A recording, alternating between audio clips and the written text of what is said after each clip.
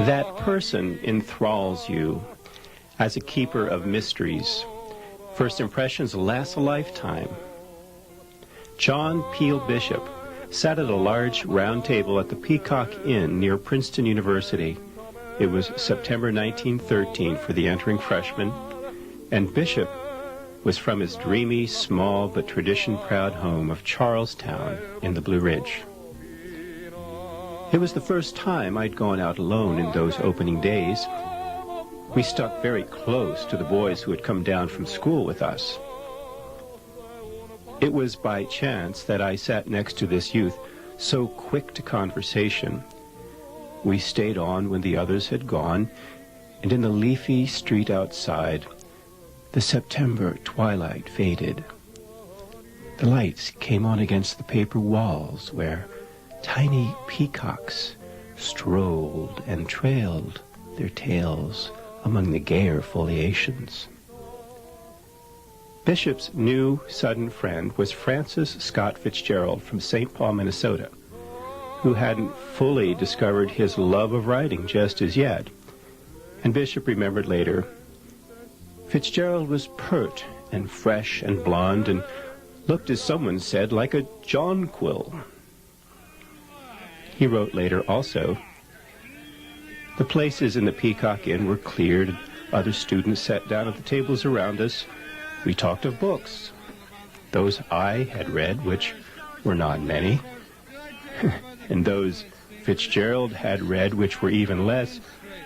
Those he said he had read were, however, many, many more. The status-conscious Fitzgerald, who had unsuccessfully tried out for Princeton's freshman football team, was worrying what his St. Paul friends at an adjoining table would think of seeing him fraternizing with this artsy-type bird, and as Scott wrote later, mistake me for a bird, too. But Bishop's spell was cast. Princeton's Dean Christian Gauss wrote later, John Peale Bishop looked the poet he was. There was an air of distinction about all that he did. And even as a freshman, he had a self-possession and self-mastery which gave him the poise and bearing of a young English lord. Gauss went on, now Scott Fitzgerald's unruly Irish temperament, his irresistible love of glamour, made these aristocratic qualities something he would forever envy, but never acquire. And truth be told, young Scott envied the charming Southern gentleman's way with women of the smart set.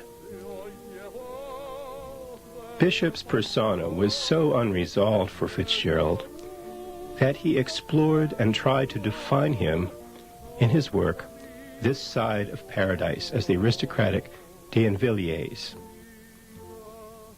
Above all, Bishop's influence on Fitzgerald and his writing was there too. As Gauss wrote on this as well, Bishop came with a more carefully thought out and more accomplished mastery of the technique of English verse than any other undergraduate writing for the literary magazine at that time. In fact, Scott Fitzgerald, amidst his fame in later years, wrote his daughter Scotty as she was about to study at Vassar College. It isn't something easy to get started on by yourself with writing, you know. You need, at the beginning, some enthusiast who also knows his way around. John Peale Bishop performed that office for me at Princeton. I had always dabbled in verse, but he made me see, in the course of a couple of months, the difference between poetry and non-poetry. Bishop also taught Fitzgerald a disdain for some of the English professors at Princeton. So Fitzgerald would recall of these days, my own happiness in the past often approached such an ecstasy that I could not share it even with the persons dearest to me, but had to walk it away in quiet streets and lanes. And he would add, I got in the last 2 years at Princeton my passionate love for poetry and historical perspective and ideas in general that carried me full swing into my career.